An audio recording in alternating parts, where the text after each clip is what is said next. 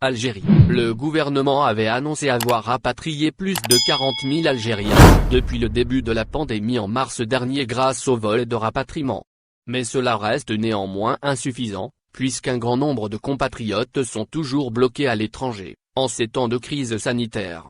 En effet, le ministre des Affaires étrangères, Sabri Boukadoum, a donc affirmé que le gouvernement a mobilisé tous les moyens humains et matériels pour la réussite des opérations de rapatriement, rapporte le média spécialisé Voyager des aides.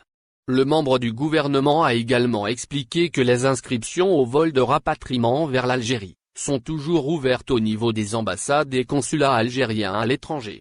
Le ministre des Affaires étrangères a ajouté qu'avec l'apparition de plusieurs variants du virus, le gouvernement a maintenu les 3 vols quotidiens au départ de Paris pour permettre à notre communauté de rentrer au pays. Sabri Boukadoum a ensuite précisé que le plan de rapatriement mis en place par les autorités algériennes donne priorité aux cas urgents comme les malades, les personnes âgées, les étudiants qui ont terminé leurs études et les travailleurs en fin de contrat, rapporte la même source. Air Algérie opère un vol spécial entre l'Algérie et la Chine.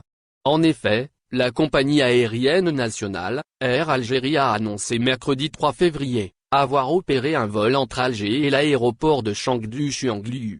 Ce vol avait pour objectif de transporter un groupe de marins de l'entreprise nationale de transport maritime de voyageurs, ENTMV. Air Algérie a ensuite précisé que cet équipage de marins avait pour mission de réceptionner le nouveau navire de transport de voyageurs pour renforcer la flotte de l'ENTMV. Le navire nommé Borj Badodji Mokhtar III supportera une capacité de 1800 passagers et sera équipé d'une salle de prière, de 2 restaurants, d'un salon de thé et d'une salle de sport. Ce nouveau bateau visant à répondre à la forte demande des Algériens sera fourni par la Comec, chantier de Guangzhou Shipyard International, et s'ajoutera aux 3 navires, Tariq Ibn Ziyad, le Tassili et El Jazair.